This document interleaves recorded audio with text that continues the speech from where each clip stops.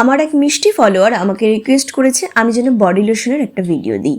তো তারই রিকোয়েস্টে আজকে আমি একটা সিম্পল একদম বিনা খরচায় বলতে পারো সুন্দর একটা বডি লোশনের রেমেডি দিতে চলেছি, আর যেটা তোমরা স্টোর করে কিন্তু 2 থেকে 3 মাস ব্যবহার করতে পারবে একদমই বিনা খরচায়। আর স্কিন হয়ে যাবে ভীষণ গ্লোয়িং, ভীষণ ট্যান ফ্রি, কোনো রকম স্কিনে কোনো রকম ট্যান থাকবে না।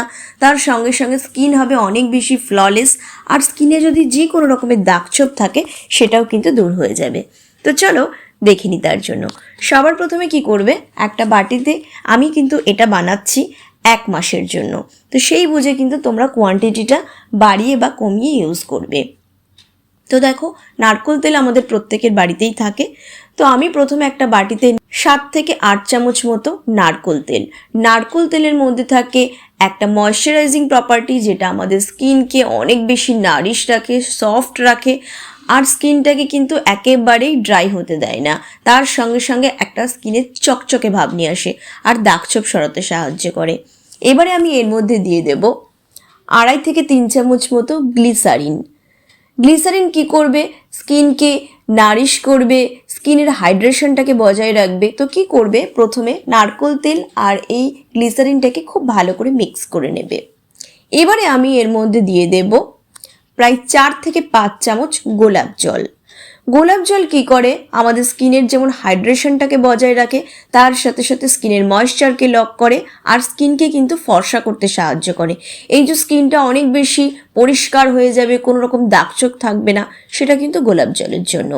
দিয়ে আবারও খুব ভালো করে মিক্স করে নেবে। মিক্সিংটা কিন্তু এখানে খুব বেশি ইম্পর্টেন্ট।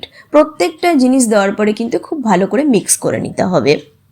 এবারে আমি এর মধ্যে দিয়ে দেব ভিটামিন ই ক্যাপসুল। আমি এখানে 4টে ভিটামিন ই ক্যাপসুল ব্যবহার করেছি, তোমরা কোয়ান্টিটিটা বুঝে দেবে। দিয়ে খুব ভালো করে এভাবে মিক্স করতে থাকবে। ভিটামিন ই ক্যাপসুল কি করে, আমাদের স্কিনকে অনেক বেশি গ্লোয়িং করে, স্কিনের দাগছোপ সরাতে সাহায্য করে, স্কিনের ময়েশ্চারকে লক করে।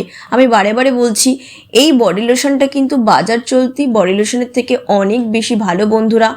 এটা ব্যবহারের কিছুদিনের পর থেকেই কিন্তু তোমরা দেখতে পাবে তোমাদের স্কিনটা অনেক বেশি দাগমুক্ত হয়ে যাচ্ছে, স্কিনে কোনো রকম ট্যান থাকবে না, আর স্কিনটা কিন্তু সবসময় দেখবে চকচক করছে। তো দেখো, এবারে খুব ভালো করে মিক্স করতে হবে। এটা ততক্ষণ মিক্স করতে হবে যতক্ষণ না এরকম পুরো ক্রিমের মতো একটা টেক্সচার হয়ে যাচ্ছে। আশা করি তোমরা বুঝতে পেরেছো, পুরো ক্রিমের মতো। এটা যত এরকমভাবে মিক্স করবে তত কিন্তু ক্রিমি হবে। তাই তোমরা চেষ্টা করবে অনেকক্ষণ ধরে এটাকে মিক্স করার। দিয়ে একটা এয়ারটাইট কন্টেনারে ভরে এটাকে রেখে দিতে হবে। এটা কিন্তু তোমরা অনায়াসে এয়ারটাইট কন্টেনারে 2 থেকে 3 মাস ব্যবহার করতে পারবে। কি করবে, তোমরা দিনে এটা 2 বার ব্যবহার করতে পারবে, স্নান করার পরে এবং রাত্রে শোয়ার আগে।